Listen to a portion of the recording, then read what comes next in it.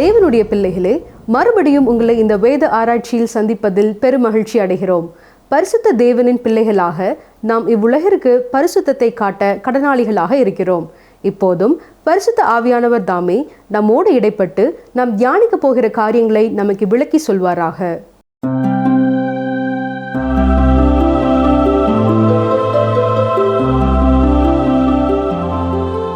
கர்த்தருடைய பரிசுத்த நாமத்திற்கு மகிமை உண்டாவதாக. பிரியமானவர்களே, இன்று நாம் 1 தெசலோனிக்கேயர் 5ஆம் அதிகாரம் 4ஆம் வசனம் முதல் 13ஆம் வசனம் வரை கற்றுக்கொள்ளப் போகிறோம். வாசிக்கிறேன். 1 தெசலோனிக்கேயர் 5, 4, 5 வசனங்கள். சகோதரரே, அந்த நாள் திருடனைப் போல உங்களை பிடித்து கொள்ளத்தக்கதாக நீங்கள் அந்தகாரத்தில் இருக்கிறவர்கள் அல்லவே. நீங்கள் எல்லாரும் வெளிச்சத்தின் பிள்ளைகளும் பகலின் பிள்ளைகளுமாய் இருக்கிறீர்கள். நாம் இரவிற்கும் இருளுக்கும் உள்ளானவர்கள் அல்லவே. சபை எடுத்துக்கொள்ளப்படும் பொழுது 2 காரியங்கள் நடைபெறுகின்றன. முதலாவதாக, நாம் வாழும் இந்த கிருபையின் காலம் முடிவிற்கு வருகிறது. இந்த கிருபையின் காலத்தில் கர்த்தர் தமக்கென அநேக ஜனங்களை அழைத்துக் கொள்கிறார். இயேசுவின் இரகசிய வருகை கிருபையின் காலத்தை முடிவடைய செய்கிறது மட்டுமல்ல, அது கர்த்தருடைய நாளை துவக்குகிறது. சபை உலகத்தை விட்டு எடுத்துக்கொள்ளப்படும் பொழுது மகா உபத்திரவ காலம் ஆரம்பமாகிறது. கிருபையின் காலம் முடிவடைகிறது. எனவேதான் பிரியமான சகோதரனை சகோதரியே, அப்படிப்பட்ட ஒரு காலம் வரும் முன்னதாக நீங்கள் கிறிஸ்துவை உங்கள் சொந்த இரட்சகராக, உங்கள் மீட்பராக ஏற்றுக்கொள்ள வேண்டும் என்று மீண்டும் மீண்டும் கூறப்படுகிறது. இதுவே கிருபையின் காலம், இதுவே இரட்சணிய நாள். வயது சென்ற பின் பார்த்து கொள்ளலாம், இன்னும் சில காலம் கழித்து நான் இதை குறித்து தீர்மானம் எடுப்பேன் என்று நீங்கள் கூறுவீர்கள் என்றால் நீங்கள் ஆபத்தான ஒரு இடத்தில் இருக்கிறீர்கள். இதை அன்போடு நான் ஞாபகப்படுத்த விரும்புகிறேன். 4ஆம் அதிகாரத்திலே நாம் என்ன வாசித்தோம்? கர்த்தர் தாமே ஆரவாரத்தோடும் பிரதான தூதனுடைய சத்தத்தோடும் தேவ எக்காலத்தோடும் வானத்திலிருந்து இறங்கி வருவார் என்று பார்த்தோம். வந்து தமது திருச்சபையை உலகத்திலிருந்து எடுத்துக்கொள்வார். இங்கே 4ஆம் வசனத்தில் என்ன வாசிக்கிறோம்? சகோதரரே, அந்த நாள் திருடனைப் போல் உங்களை பிடித்து கொள்ளத்தக்கதாக நீங்கள் அந்தகாரத்தில் இருக்கிறவர்கள் அல்லவே என்று சொல்கிறார். இரட்சிப்பை பெற்றுக்கொள்ளாதவர்கள், இயேசுவை விசுவாசியாதவர்கள் அந்தகாரத்தில் இருக்கிறார்கள். ஆனால் விசுவாசிகள் கர்த்தருடைய நாள் வரும்பொழுது பூமியில் இருக்க மாட்டார்கள். அடுத்த வசனத்தில் என்ன சொல்கிறார்? நீங்கள் எல்லாரும் வெளிச்சத்தின் பிள்ளைகளும் பகலின் பிள்ளைகளுமாக இருக்கிறீர்கள். வேறு வார்த்தைகளிலே சொல்ல வேண்டுமென்றால், அந்த 1000 வருட அரசாட்சி நாட்களுக்குள் நீங்கள் பிரவேசிக்கப் போகிறதில்லை. நீங்கள் கிருபையின் காலத்தில் கிருபையை பெற்றுக்கொண்டவர்களாய் இருக்கிறீர்கள். நிகழ்ச்சியை கேட்டுக்கொண்டிருக்கிற கருமையான சகோதரனை சகோதரியே, வேத வசனங்கள் சொல்லும் இந்த வித்தியாசத்தை நீங்கள் புரிந்து கொள்ளவில்லை என்றால் நீங்கள் நம்பிக்கையற்றவர்களாக குழப்பமான நிலையிலே இருக்கிறீர்கள். கர்த்தருடைய நாள் பூமியில் துவங்கும் பொழுது நாம் கர்த்தரோடு கூட இருக்க போகிறோம். நாம் அந்தகாரத்தில் இருக்க போவதில்லை. எனவே அந்த குறிப்பிட்ட நாள் திருடனைப் போல விசுவாசிகளை பிடித்து கொள்ளாது. திருச்சபையானது கிறிஸ்து என்னும் இரட்சகர் நடுவானில் வெளிப்படும்படியாக காத்து கொண்டிருக்கிறது. இப்பொழுது பவுல் அப்போஸ்தலன் விசுவாசிகளுக்கு நல்ல ஒரு ஆலோசனை கொடுக்கிறார். கவனிங்கள். 1 தெசலோனிக்கேயர் 5, 6ஆம் வசனம். ஆகையால் மற்றவர்கள் தூங்குகிறது போல நாம் தூங்காமல் விழித்து கொண்டு தெளிந்தவர்களாய் இருக்க கடவோம். கிறிஸ்து சபையை எடுத்துக்கொள்ளும்படியாக வெளிப்படும் நாள் ஆசீர்வாதமும் நம்பிக்கையுமான நாள். எந்த நேரத்திலும் இது இடம்பெறலாம். இந்த காரணத்தினாலே விசுவாசிகளும் மற்றவர்களைப் போல தூங்கிக் கொண்டு இல்லாமல் விழித்து கொண்டு தெளிந்தவர்களாய் இருக்க வேண்டும். கிறிஸ்து திருச்சபை எடுத்துக்கொள்ளும்படியாக வருகிறார் என்பதனாலே விசுவாசிகள் எந்த ஒரு காரியத்தையும் செய்யாமல் சோம்பேறிகளாக தூங்கிக் கொண்டு இருக்க வேண்டும் என்பது அல்ல. மகா உபத்திரவ காலம் வர முன்னர் திருச்சபையை அவர் எடுத்துக்கொள்வதனாலே விசுவாசிகள் விழிப்புணர்வு உள்ளவர்களாய் காணப்பட வேண்டும். தெளிந்தவர்களாக இருக்க கடவோம் என்பதற்கு பல அர்த்தங்கள் இருக்கின்றன. குடிபோதையில் இல்லாமல் தெளிந்தவர்களாக இருப்பதை மட்டும் இது குறிப்பிடவில்லை. வேறு விதமான போதைகளும் இருக்கின்றன.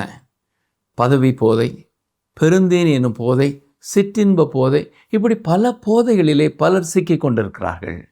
தேவனுடைய பிள்ளைகள் தெளிந்தவர்களாய் எச்சரிக்கையோடு இருக்க வேண்டும். ஏன்? அந்த காலகட்டத்தில் குறிப்பிடத்தக்க பல காரியங்கள் இடம்பெறப் போகின்றன. உலகில் நம்மை சுற்றி நடக்கும் எல்லாவற்றையும் நாம் பார்க்கும் பொழுது இயேசுவின் வருகை மிக சமீபமாக இருக்கிறது என்பதையே இது நமக்கு சுட்டி காட்டுகிறது. எனவே ரோமர் 13ஆம் அதிகாரம் 11ஆம் வசனத்திலே நான் வாசிப்பது போல, நாம் விசுவாசிகளான போது ரட்சிப்பு சமீபமாக இருந்ததை பார்க்கிலும் இப்பொழுது அது நமக்கு அதிக சமீபமாக இருக்கிறது என்று கூறலாம். சரி, 1 தெசலோனிக்கேயர் 5ஆம் அதிகாரம் 7ஆம் 8ஆம் வசனங்களை பாருங்கள். தூங்குகிறவர்கள் ராத்திரியிலே தூங்குவார்கள், வெறி கொள்ளுகிறவர்கள் ராத்திரியிலே வெறி கொள்வார்கள். பகலுக்குரியவர்களாகிய நாமோ தெளிந்தவர்களாக இருந்து விசுவாசம், அன்பு எனும் மார்க்கவசத்தையும் ரட்சிப்பின் நம்பிக்கை எனும் தலைச்சீராவையும் தரித்து கொண்டிருக்க கடவோம். இங்கே மீண்டுமாக தெளிந்தவர்களாய் இருந்து என்று சொல்லுகிறார். காரணம் என்ன? இந்த உலகத்திலே நாம் செயல்படுத்த வேண்டிய பொறுப்புகள் நமக்கு உண்டு என்பதை நாம் புரிந்து கொள்ள வேண்டும். அது என்ன? அன்பு எனும் மார்க்கவசத்தையும் ரட்சிப்பின் நம்பிக்கை எனும் தலைச்சீராவையும் தரித்து கொண்டிருக்க வேண்டும். ஒரு போர் வீரன் எப்பொழுதும் ஆயத்தமுள்ளவனாக இருக்க வேண்டும். விசுவாசம், அன்பு எனும் மார்க்கவசம் நம் உடலில் மிகவும் முக்கியமான உறுப்பான இருதயத்தை பாதுகாக்கிறது. தலைச்சீரா ரட்சிப்பின் நம்பிக்கையை கூறுகிறது. கிறிஸ்துவை அறிந்திருக்கும் ஒவ்வொருவரும் ரட்சிப்பின் தலைச்சீராவை அணிய வேண்டும். விசுவாசம், அன்பு, நம்பிக்கை என்னும் இந்த 3 முக்கியமான வார்த்தைகளையும் இந்த நிருபத்திலே 3வது முறையாக நாம் பார்க்கிறோம். முதல் அதிகாரத்தில் அன்பின் பிரயாசம், விசுவாசத்தின் கிரியை, நம்பிக்கையினால் உண்டாகும் பொறுமை என்று பார்த்தோம். விசுவாசம் ரட்சிக்கும் விசுவாசம். இது ஒரு மனிதனை கிரியை செய்யும்படியாக தூண்டுகிறது. கால்வின் என்பவர் சொல்லும் பொழுது, விசுவாசம் மட்டுமே ரட்சிக்கிறது, ஆனால் ரட்சிக்கும் விசுவாசம் தனியாக இல்லை என்று கூறியிருக்கிறார்.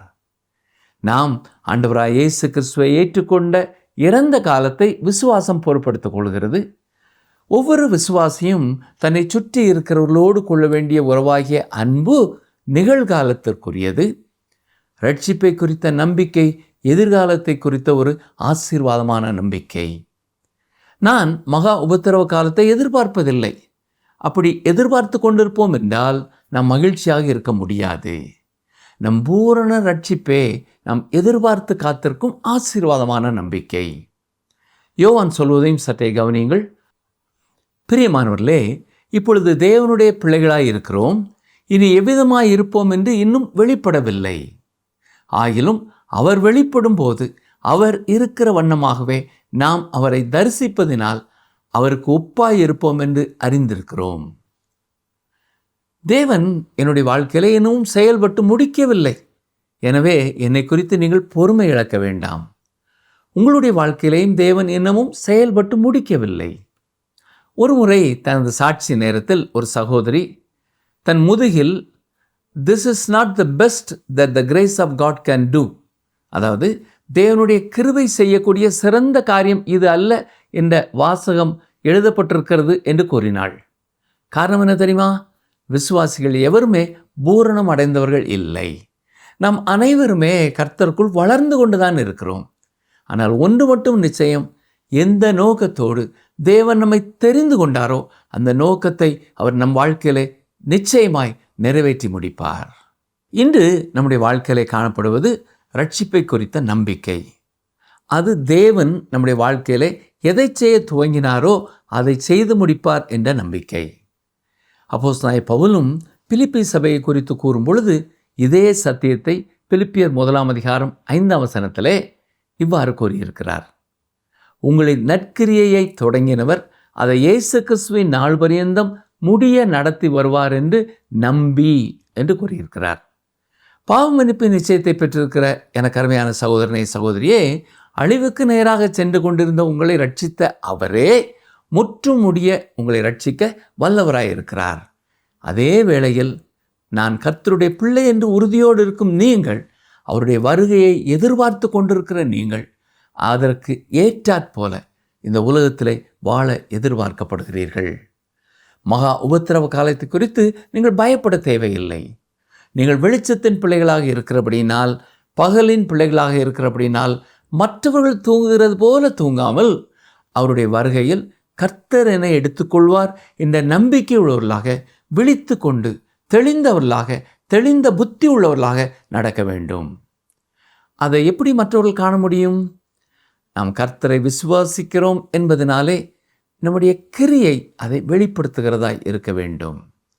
நம்முடைய வார்த்தைகளிலும் நடக்கையிலும் குடும்ப சூழலிலும் பணி செய்யும் இடத்திலும் வசிக்கும் தெருவிலும் அன்பு நிறைந்தவர்களாக காணப்பட வேண்டும். இவ்வாறு நாம் நடக்கும் பொழுது இயேசு வரப்போகிறார் என்பதை மற்றவர்கள் நம்முடைய வாழ்க்கையிலே நம்முடைய வார்த்தைகளிலே கண்டுகொள்ள முடியும்.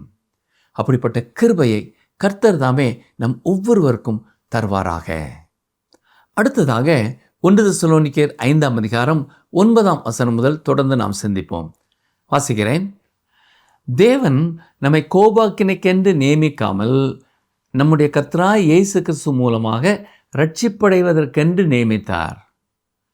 கவனிங்கள், தேவன் நம்மை கோபாக்கினைக்கென்று நியமிக்கவில்லை. இரகசிய வருகைக்கு முன்னரே 1000 வருட அரசாட்சி இருக்கும் என்று சொல்லுகிறவர்களும் கூட தேவன் நம்மை கோபாக்கினைக்கென்று நியமிக்கவில்லை என்பதை புரிந்து கொள்ள தவற விடுகிறார்கள். ஆம் பிரியமானவர்களே, தேவன் நம்மை கோபாக்கினை நாளுக்கென்று நியமிக்கவில்லை. கோபாக்கினையின் நாளான மகா உபத்திரவ நாளுக்கென்றும் நம்மை நியமிக்கவில்லை. அது நியாய தீர்ப்பின் காலம். கிறிஸ்து நம்முடைய பாவங்களுக்காக ஏற்கனவே தண்டனையை ஏற்றுக்கொண்டபடினாலே அவர் என்னுடைய பாவத்திற்காக தண்டனை ஏற்றுக்கொண்டார் என்று விசுவாசிக்கிறவர்கள் மகா உபத்திரவ காலத்திற்குள் பிரவேசிப்பதில்லை. ஒருவேளை இதை கேட்டுக்கொண்டிருக்கிற நீங்கள், என்ன ஐயா செய்தியாளரே, இரகசிய வருகைகளை எடுத்துக்கொள்ளும் அளவிற்கு நீங்கள் மிகவும் நல்லவரா என்று கேட்கலாம். இல்லை பிரியமானவர்களே, ரட்சிக்கப்படும்படியாக நான் நல்லவன் அல்ல. ஆனால் தேவன் தம்முடைய கிருபையினாலே என்னை ரட்சித்திருக்கிறார். எனவே சபையை இந்த உலகத்திலிருந்து எடுத்துக்கொள்ளும்படி அவர் வரும்பொழுது மற்ற உன்னதமான பரிசுத்தவான்களோடு கூட நானும் எடுத்துக்கொள்ளப்படுவேன். அது முற்றிலும் தேவனுடைய கிருபையே. நாம் கோபாக்கினைக்கென்று நியமிக்கப்படாமல் நம்முடைய கர்த்தராய் இயேசு கிறிஸ்து மூலமாக ரட்சிப்படைவதற்கென்று நாம் நியமிக்கப்பட்டிருக்கிறோம். இந்த நிகழ்ச்சியை கேட்டுக்கொண்டிருக்கிற நீங்கள் யாராக இருந்தாலும் சரி, இயேசு உங்களுடைய பாவத்திற்காக மரித்தார் என்பதை விசுவாசித்து அவரிடத்தில் உங்களுடைய பாவங்களை அறிக்கை செய்து அவர் கொடுக்கும் மன்னிப்பை நீங்கள் பெற்றுக்கொண்டால் நீங்களும் கோபாக்கினை அடையப் போவதில்லை. கோபாக்கினையிலிருந்து தப்பிக்கொள்வதற்கு ஒரே ஒரு மார்க்கத்தை தான் அவர் வைத்திருக்கிறார். கர்த்தராகிய இயேசு கிறிஸ்துவை விசுவாசி, அப்பொழுது நீயும் உன் வீட்டாரும் ரட்சிக்கப்படுவீர்கள். 1 தெசலோனிக்கேயர் 5ஆம் அதிகாரம் 10ஆம் வசனத்தை பாருங்கள். நாம் விழித்திருப்பவர்களானாலும் நித்திரை அடைந்தவர்களானாலும் தம்முடனே கூட நாம் ஏகமாய் பிழைத்திருக்கும்படி அவர் நமக்காக மரித்தாரே. நாம் முதலாவது மரித்து விட்டாலும் அல்லது அவர் வரும்பொழுது உயிரோடு இருந்தாலும் நாம் அவரோடு கூட என்றென்றும் வாழப்போகிறோம். திருச்சபையின் பெரும்பாலான பகுதி மரணம் என்னும் வாசலை கடந்து சென்று விட்டது. சற்றே எண்ணி பாருங்கள். அவருடைய வருகையிலே முன்னாலே ஸ்தேவான், பின்னால் அப்போஸ்தலர்கள், மற்ற இரத்த சாட்சிகள் என்று கடந்த பல காலங்களாக கிறிஸ்துவுக்குள் மரித்த அத்தனை பேரும் முன் செல்ல, அவர் வரும் நாளிலே நாம் உயிரோடு இருப்போம் என்றால் நாமும் அவர்களுக்கு பின் எடுத்துக்கொள்ளப்பட்டு புறப்பட்டு போவோம். அந்த காட்சி மெய்மை நிறைந்த ஒரு காட்சியாய் இருக்கும். எனவே இப்பொழுது அந்த மாபெரும் கிருபையை நினைத்து அடிக்கடி, ஆண்டவரே நீர் எனக்கு செய்த கிருபைக்காக நன்றி என்று நாம் அவரை துதிக்க வேண்டும். சரி, இந்த சத்தியங்கள் எல்லாம் நமக்கு என்ன செய்கிறது? இதைத்தான், ஆகையால் நீங்கள் செய்து வருகிறபடியே ஒருவரை ஒருவர் தேற்றி ஒருவருக்கொருவர் பக்தி விருத்தி உண்டாகும்படி செய்யுங்கள் என்று கூறியிருக்கிறார். ஆம் பிரியமானவர்களே, இந்த சத்தியங்கள் ஆறுதல் படுத்துகின்றன. இப்பொழுது கிறிஸ்தவர்களுக்கு கொடுக்கப்படும் 22 கற்பனைகளை குறித்து நாம் பார்க்க போகிறோம். இது விசுவாசிகளுக்கென்று கொடுக்கப்படுவது 10 கற்பனைகள் அல்ல, 22 கற்பனைகள். நாம் ரட்சிக்கப்படும் வரை தேவன் நம்மிடத்தில் கேட்கும் ஒரே ஒரு கேள்வி, உன்னுடைய பாவத்திற்காக சிலுவையில் மாண்ட இயேசுவை குறித்து என்ன செய்ய போகிறாய் என்பதுதான். ஆம், இயேசு எனது பாவத்திற்காக மரித்தார் என்பதை விசுவாசித்து, இயேசு எனக்கும் இரட்சகர் என்பதை நீங்கள் விசுவாசித்து ஏற்றுக்கொள்ளும் பொழுது தேவன் நம்முடைய வாழ்க்கையை குறித்து நம்மோடு பேசுவார். கர்த்தருடைய பிள்ளைகள் 10 கற்பனைகளுக்கு கீழே இல்லை, அதைவிட உயர்வாக வாழ அழைக்கப்பட்டிருக்கிறார்கள். அப்படிப்பட்ட கற்பனைகளைத்தான் இந்த பகுதியிலே நாம் பார்க்க போகிறோம். இந்த கற்பனைகள் நடைமுறை வாழ்க்கைக்கு உரியவை. சாதாரணமாக நம்முடைய வாழ்க்கையிலே செயல்படுத்த வேண்டியவை. ஆண்டவராய் இயேசு கிறிஸ்துவின் வருகையை நாம் எதிர்பார்த்து கொண்டிருப்பது மிக உன்னதமான காரியம்தான். ஆனால் அதே வேளையில் இந்த உலகத்திலே நம்முடைய நடக்கை, நம்முடைய வீட்டில், நம்முடைய அலுவலகத்தில், நம்முடைய பள்ளியிலே, கல்லூரியிலே, மருத்துவமனையிலே, நம்முடைய தொழிற்சாலையிலே, நாம் வேலை செய்யும் எந்த இடத்திலும், ஒரு கடையில் ஆனாலும் சரி, வயலில் ஆனாலும் சரி, தோட்டத்தில் ஆனாலும் சரி, ஆகாய விமானத்தில் ஆனாலும் சரி, கப்பலில் ஆனாலும் சரி, ரயிலிலோ பேருந்திலோ கூட எப்படிப்பட்டதாக இருக்கிறது என்பதுதான் மிக மிக முக்கியமானது. யோவான் 14:15 பாருங்கள். நீங்கள் என்னிடத்தில் அன்பாயிருந்தால் என் கற்பனைகளை கைக்கொள்ளுங்கள் என்று கூறியிருக்கிறார். ஆனால் இன்று சில கிறிஸ்தவர்கள் அவருடைய கற்பனைகளை கண்டுகொள்கிறதே இல்லை. சரி, இங்கே 22 கற்பனைகள் நமக்கு கொடுக்கப்பட்டிருக்கின்றன. இவை இராணுவ வீரர்களுக்கு கொடுக்கப்படும் கட்டளை போல மிகச் சுருக்கமான வார்த்தைகளால் கொடுக்கப்பட்டிருக்கின்றன. நாம் விழிப்புள்ளவர்களாக இருந்து போர் வீரர்களுக்குள்ள உடையை அணிந்து கொள்ள வேண்டும் என்று 8வது வசனத்திலே கூறப்பட்டிருக்கிறது. இப்பொழுது நாம் கீழ்ப்படிய வேண்டிய கட்டளைகள் நமக்கு கொடுக்கப்படுகின்றன. அவைகளிலே சில ஒன்றுக்கொன்று தொடர்புடையவை. 1 தெசலோனிக்கர் 5:11 பாருங்கள். ஆகையால் நீங்கள் செய்து வருகிறபடியே ஒருவரை ஒருவர் தேற்றி ஒருவருக்கொருவர் பக்தி விருத்தி உண்டாகும்படி செய்யுங்கள். இந்த வசனத்தில் 2 கற்பனைகளை நாம் பார்க்கிறோம். முதலாவதாக நாம் ஒருவரை ஒருவர் தேற்ற வேண்டும். ஒருவரை ஒருவர் விசுவாச வாழ்க்கையிலே ஊக்கப்படுத்த வேண்டும். இரண்டாவதாக ஒருவருக்கொருவர் பக்தி விருத்தி உண்டாகும்படி செய்ய வேண்டும். அதாவது ஒருவரை ஒருவர் கட்ட வேண்டும். நீங்களும் நானும் குழுவாக கர்த்தருடைய வார்த்தைகளினாலே ஒருவரை ஒருவர் கட்ட வேண்டும். இந்த காரணத்தினாலே தான் கர்த்தருடைய வார்த்தையை கற்றுக்கொள்ள ஆங்காங்கே கூடுகிறோம். அப்படிப்பட்ட இடங்களிலே ஒருவருக்கொருவர் தங்கள் ஆவிக்குரிய வாழ்க்கை குறித்து பேசி ஒருவருக்கொருவர் கர்த்தருக்குள் வளர உதவி செய்ய வேண்டும். 1 தெசலோனிக்கேர் 5:12-13 பாருங்கள். அன்றியும் சகோதரரே, உங்களுக்குள்ளே பிரயாசப்பட்டு கர்த்தருக்குள் உங்களை விசாரணை செய்கிறவர்களாய் இருந்து உங்களுக்கு புத்தி சொல்கிறவர்களை நீங்கள் மதித்து அவர்களுடைய கிரியை நிமித்தம் அவர்களை மிகவும் அன்பாய் எண்ணிக்கொள்ளும்படி உங்களை வேண்டிக் கொள்கிறோம். உங்களுக்குள்ளே சமாதானமாய் இருங்கள். இங்கே 3 கற்பனைகள் இணைந்து வருகின்றன. உங்களுக்கு புத்தி சொல்லுகிறவர்களை நீங்கள் மதித்து கர்த்தருடைய வார்த்தையை போதிக்கிறவர்களை நீங்கள் புரிந்து கொண்டு அவர்களை கனம் பண்ண வேண்டும். பவுல் இதை தெசலோனிக்கேர் சபை மக்களுக்கு எழுதுகிறார். அவர்கள் மத்தியில் 1 மாதத்திற்கும் குறைவாகவே தங்கியிருந்தார். அவர்களை கர்த்தருக்காக ஆதாயம் செய்து கற்றுக் கொடுத்திருந்தார். அங்கே ஒரு சபை ஆரம்பிக்கப்பட்டிருந்தது. ஒன்றுமில்லாமல் இருந்து அங்கே அந்த சபை உருவாகி இருந்தது. பவுல் அப்போஸ்தலன் அங்கே வரும் முன்னதாக ஒரு விசுவாசி கூட இல்லை. அங்கே சபை எப்படி உருவானது என்பதைத்தான் அப்போஸ்தலர் 17ஆம் அதிகாரத்திலே நாம் படிக்கிறோம். எனவே தெசலோனிக்கேர் சபையில் இருந்த எல்லா விசுவாசிகளும் கிட்டத்தட்ட ஒரே காலகட்டத்தில் தான் விசுவாசத்திற்குள் வந்திருந்தார்கள். இப்பொழுது அவர்களிலே சிலர் கற்றுக் கொடுக்கும் வரம் பெற்றவர்களாக இருந்தார்கள், சிலர் பிரசங்கிக்கும் வரம் பெற்றவர்களாக இருந்தார்கள், சிலர் ஒருவருக்கொருவர் உதவி செய்யக்கூடியவர்களாக இருந்தார்கள். ஒரு விசுவாசி ரட்சிக்கப்படும் பொழுது ஏதாவது ஒரு வரத்தை பெற்றுக்கொள்கிறான். இந்த வரத்தை விசுவாசிகளின் ஐக்கியமாகிய சபையிலே அவன் பயன்படுத்த வேண்டும். ஆனால் தெசலோனிக்கே சபையிலே இதை குறித்து பிரச்சனை இருந்திருக்கும் என்று எண்ணுகிறேன். நானும் அவனும் ஒரே நேரத்தில் தானே ரட்சிக்கப்பட்டோம். அவன் விசுவாசியாகும் முன்னதாகவே எனக்கு அவனை தெரியுமே. அவன்தான் சபையில் கற்றுக் கொடுக்க வேண்டும் அல்லது அவன்தான் செய்தி அளிக்க வேண்டும் என்று எங்கிருந்து அவன் ஆலோசனை பெற்றான் என்று ஒருவரை குறித்து ஒருவர் எண்ணியிருக்க வேண்டும். எனவேதான் பவுல் இங்கே சில சகோதரர்கள் அல்லது சகோதரிகள் பொறுப்புகளை செய்யும் தாளந்தை பெற்றிருக்கிறார்கள், வரத்தை பெற்றிருக்கிறார்கள், அதை மற்றவர்கள் மதிக்க வேண்டும் என்று குறிப்பிடுகிறார். இன்றும் பல திருச்சபைகளிலே இப்படிப்பட்ட பிரச்சனை காணப்படுகிறது. சபையில் உள்ள சிலர் தங்களுக்கு கற்றுக்கொள்ளும்படி தேவன் நியமித்திருக்கிறவர்களை மதிக்காமல் இருக்கிறார்கள். பிரியமானவர்களே, உங்கள் சபைகளிலே வசனத்தை கற்றுக் கொடுக்கும்படியாக தேவன் நியமித்திருக்கிறவர்களை ஏற்றுக்கொள்ளுங்கள். 4வது கட்டளை என்ன சொல்கிறது?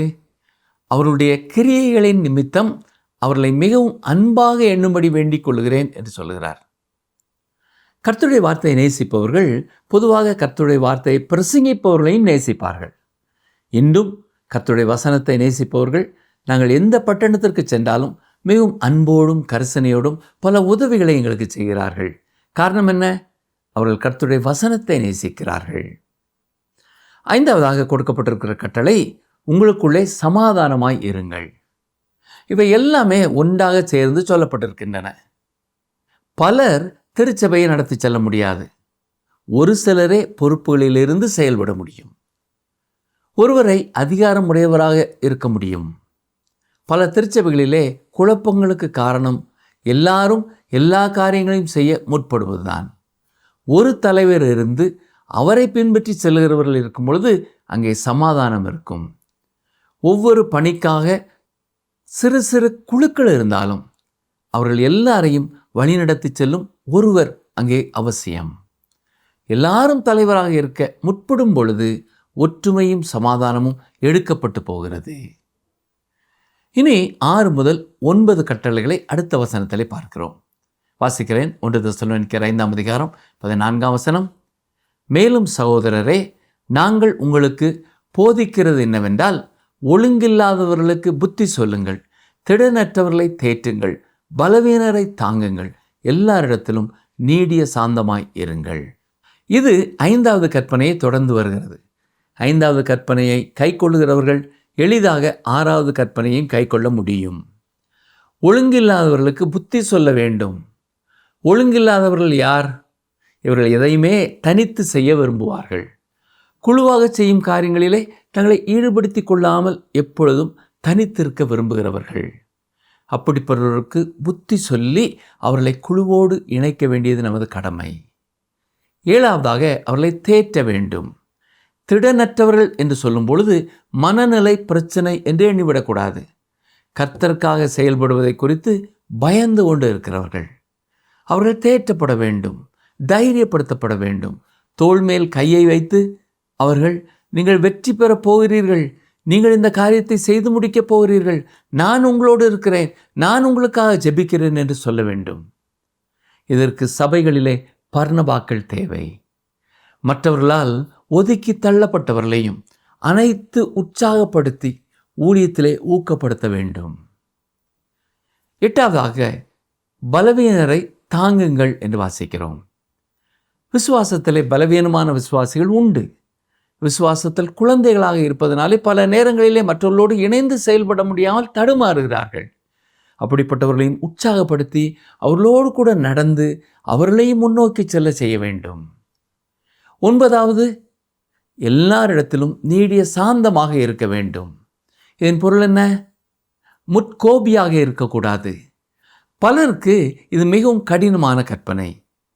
வியாபாரத்திலோ அல்லது மற்றவர்களோடு உள்ள உறவிலோ தேவனை அறியாதவர்களையும் தெய்வ பயம் இல்லாதவர்களையும் தேவனுடைய அன்பை ருசிக்காதவர்களையும் நாம் சந்திக்க வேண்டியது இருக்கிறது. நம்முடைய கால்களுக்கே வலை விரிப்பவர்களையும் நாம் சந்திக்க வேண்டியது இருக்கிறது. நம்மை குறித்து தவறாக பேசுகிறவர்களையும் நமக்கு தீமை செய்ய திட்டமிடுகிறவர்களையும் நாம் சந்திக்க வேண்டியது இருக்கிறது. அப்படிப்பட்டவர்களிடத்திலேயும் கர்த்தருடைய பிள்ளைகளாக நாம் நீடிய பொறுமை உள்ளவர்களாய் காணப்பட வேண்டும். 1 தெசலோனிக்கேயர் 5ஆம் அதிகாரம் 15ஆம் வசனத்தை பாருங்கள். ஒருவனும் மற்றொருவன் செய்யும் தீமைக்கு தீமை செய்யாதபடி பாருங்கள். உங்களுக்குள்ளும் மற்ற யாவருக்கும் எப்பொழுதும் நன்மை செய்ய நாடுங்கள். 10வது கற்பனை கவனிங்கள். ஒருவனும் மற்றொருவன் செய்யும் தீமைக்கு தீமை செய்யாதபடி பார்க்க வேண்டும். வேறு வார்த்தைகளிலே சொல்ல வேண்டுமென்றால், ஒருவரோடு ஒருவர் சண்டையிட்டு கொள்ளாதீர்கள். மற்றவர்கள் உங்களுக்கு செய்யும் பொழுது எப்படி பொறுத்து கொள்ள முடியும் என்று நீங்கள் கேட்கலாம். அருமையான சகோதரனை சகோதரியே, கர்த்தருடைய பிள்ளைகளாகிய உங்கள் வாழ்க்கையிலே மற்றவர்கள் செய்யும் எல்லா காரியங்களையும் தேவன் கவனித்து கொண்டே இருக்கிறார். தீமைக்கு தீமை செய்யாதிருங்கள், தீமையை நன்மையினாலே வெல்லுங்கள். பவுல் ரோமர் 12:19 சொல்லும் பொழுது, பழி வாங்குதல் எனக்குரியது, நானே பதில் செய்வேன் என்று கர்த்தர் சொல்லுகிறார் என்று எழுதியிருக்கிறபடியால் நீங்கள் பழி வாங்காமல் கோபாக்கினைக்கு இடங்கொடுங்கள் என்று கூறியிருக்கிறார். நீ தீமையினாலே வெல்லப்படாமல் தீமையை நன்மையினாலே வெல்லு என்றும் ஆலோசனை கொடுக்கிறார். 11வது கட்டளை பார்ப்போம். உங்களுக்குள்ளும் மற்ற யாவருக்கும் நன்மை செய்ய நாடுங்கள். இந்த உலகத்தில் வாழ்க்கை குறித்த 3 தத்துவங்கள் இருக்கின்றன, அல்லது 3 விதமான மக்கள் இருக்கிறார்கள். அவன் என்னை பிடிக்கும் முன் நான் அவனை பிடிக்க வேண்டும் என்று சொல்லுகிறார்கள். அதற்காக எந்த வழிமுறையும் கையாளுவார்கள். அவன் அவர்களுக்கு நன்மை செய்திருந்தாலும் அவனை தங்கள் ஆதாயத்திற்காக பயன்படுத்தி கொள்ள வேண்டும் என்று அவனுக்கு தீமை செய்கிறார்கள். இது தீமையானவர்களுடைய வாழ்க்கை தத்துவம். மற்றும் ஒரு வாழ்க்கை தத்துவம் இருக்கிறது. தங்களை தாங்களே படித்த நாகரிகமான மக்கள் என்று சொல்பவர்களின் வாழ்க்கை தத்துவம் என்று சொல்லலாம். அது என்ன? உங்களுக்கு நன்மை செய்கிறவர்களுக்கு நீங்கள் நன்மை செய்யுங்கள். இன்று பல துறைகளிலே இதை நாம் பார்க்கிறோம். அரசியல் வட்டாரத்திலே இப்படித்தான் நடக்கிறது. அதிகாரத்திற்கு வர நீ எனக்கு உதவி செய்தாய், எனவே நான் இப்பொழுது உனக்கு உதவி செய்கிறேன். ஆனால் இயேசு என்ன சொல்லுகிறார்? கவனியுங்கள். லூக்கா 6:33 உங்களுக்கு நன்மை செய்கிறவர்களுக்கு நீங்கள் நன்மை செய்தால் உங்களுக்கு பலன் என்ன? பாவிகளும் அப்படி செய்கிறார்களே. கிறிஸ்துவை இரட்சகராக அறிந்தவர்கள் வித்தியாசமான ஒரு நிலையிலே வாழ அழைக்கப்பட்டிருக்கிறோம். மூன்றாவது தத்துவம் என்னவென்றால், நமக்கு தீமை செய்கிறவர்களுக்கும் நாம் நன்மை செய்ய வேண்டும். இது இயற்கைக்கு எதிரான ஒரு காரியமாய் தெரியலாம். ஒருவர் நமக்கு தீமை செய்தால் அவர்களுக்கு தீமை செய்ய வேண்டும் என்ற எண்ணம் தான் நமக்கு உருவாகிறது. ஆனால் விசுவாசிகள் வித்தியாசமாக இருக்க வேண்டும் என்று பவுல் சொல்லுகிறார். ஒருவனும் மற்றொருவன் செய்யும் தீமைக்கு தீமை செய்யாதபடி பாருங்கள். உங்களுக்குள்ளும் மற்ற யாவருக்குள்ளும் எப்பொழுதும் நன்மை செய்ய நாடுங்கள். அதாவது, உங்களுக்கு ஒருவர் தீமை செய்திருந்தாலும் அவர்களுக்கும் நீங்கள் நன்மையையே செய்ய நாடுங்கள். நிகழ்ச்சியை கேட்டுக்கொண்டிருக்கிற எனக்கு அருமையான சகோதரனை, சகோதரியே, இன்றைய செய்தி நேரத்தில் இறுதியில் நாம் வந்துவிட்டோம். இன்று 11 கட்டளைகளை நாம் கேட்டிருக்கிறோம். உங்களில் சிலர் ஏற்கனவே சில கற்பனைகளை கை கொண்டிருந்திருக்கலாம். இதுவரை கை கொள்ளாத கட்டளை எது என்று கவனித்து பாருங்கள். வேதத்தை அறிந்திருக்கிறபடியால் தான் இப்பொழுது தூய ஆவியானவர் அதை குறித்து உங்களுக்கு நினைவுபடுத்தி கொண்டிருக்கிறார். நீங்கள் மன்னிக்க வேண்டியவர்கள் உண்டு, மனம் பொருந்த வேண்டியவர்கள் உண்டு, கனம் பண்ண வேண்டியவர்கள் உண்டு, ஏற்றுக்கொள்ளப்பட வேண்டியவர்கள் உண்டு, நீங்கள் ஆறுதல் படுத்தப்பட வேண்டியவர்கள் உண்டு, உற்சாகப்படுத்த வேண்டியவர்கள் உண்டு. யாரை குறித்து தேவன் நம்மிடத்தில் நினைவுபடுத்துகிறாரோ அவர்களில் அப்படிப்பட்ட செயலை செய்ய நம்மை தாழ்த்தி அன்றுடைய கரத்தில் ஒப்பு கொடுப்போமா?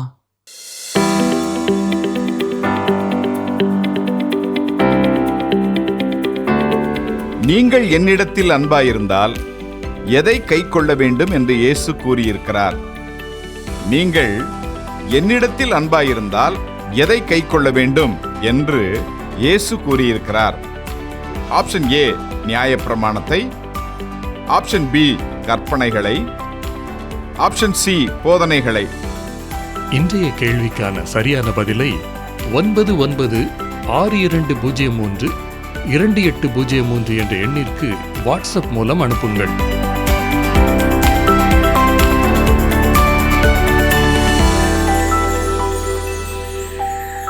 இன்று நாம் எவ்வாறு வெளிச்சத்தின் பிள்ளைகளாக இருக்க முடியும் என்று தியானித்தோம். நம்மில் அந்தகாரம் எவ்வளவும் இருக்கக்கூடாது என்றும் தியானித்தோம். அதற்கான 11 கட்டளைகளை குறித்து நாம் பார்த்தோம்.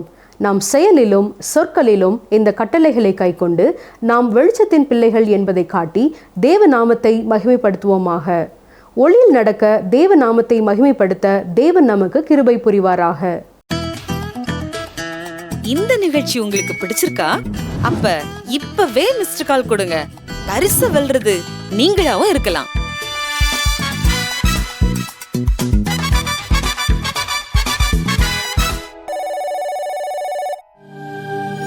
தெய்வ வாக்கு.